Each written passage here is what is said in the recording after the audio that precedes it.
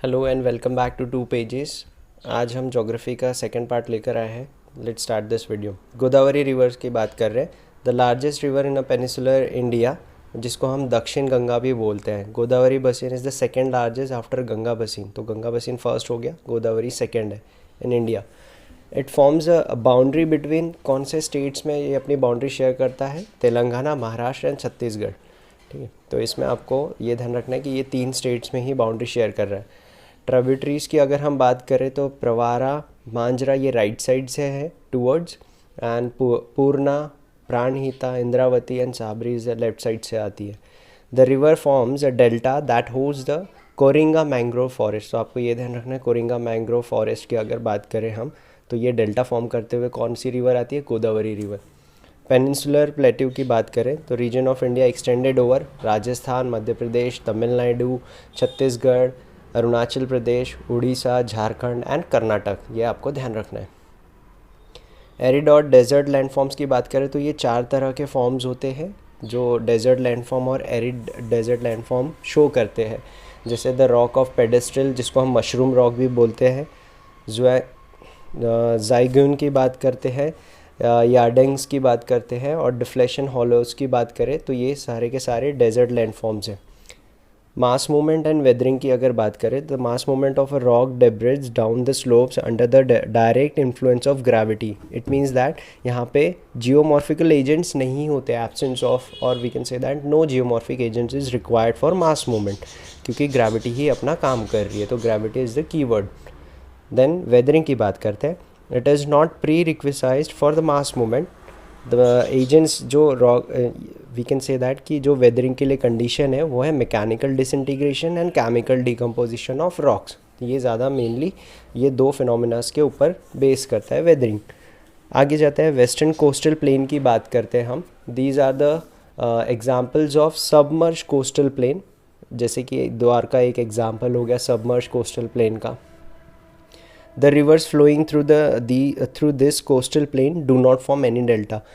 It means that western coastal plains जो है वो किसी तरह का डेल्टा फॉर्म नहीं करता है। तो ये कीवर्ड है यहाँ पे, do not form any delta. It means western नहीं बनाता है। ईस्टर्न कोस्टल प्लेन की बात करते हैं।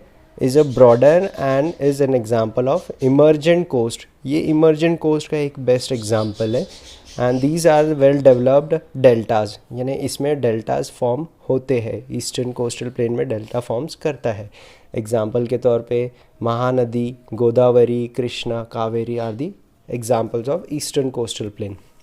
नेक्स्ट जाते हैं अलुवियल प्लेन्स की बात करते हैं, which is divided into four delts.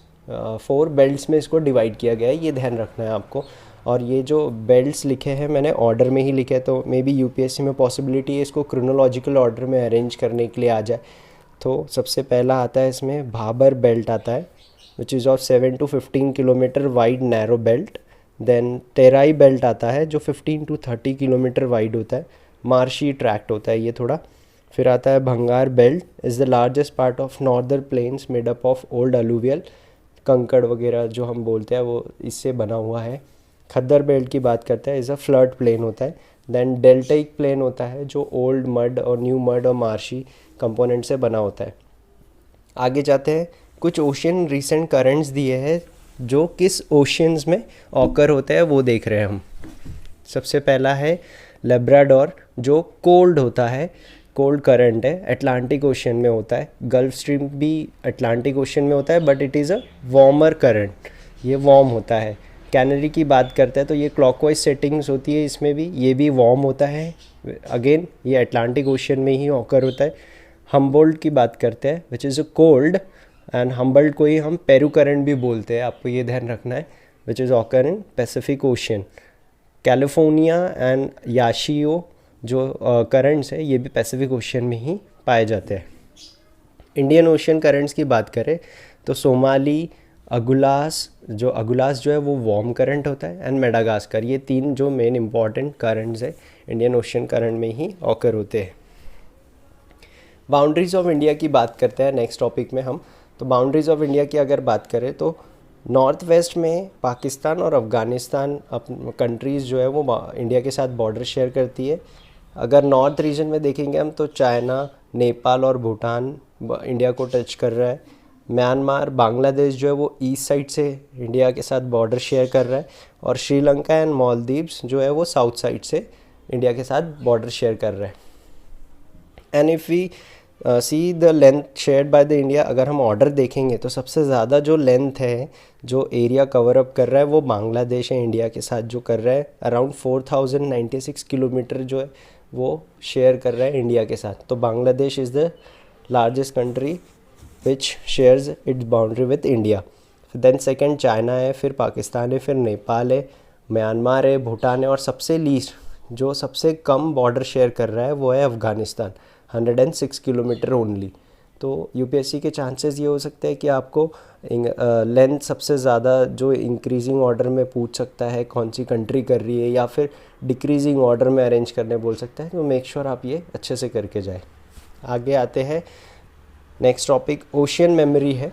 Ocean memory की बात करें तो it is a phenomena that manifest in the form of persistence of the ocean conditions वहाँ की कैसी है, परसिस्ट कैसे किस तरह से कर रहा है, वो चीज़ के बारे में बताया गया ओशियन मेमोरी को। Characterised by thermal inertia in upper ocean mixed layer depth, MLD बोलते हैं उसको हम।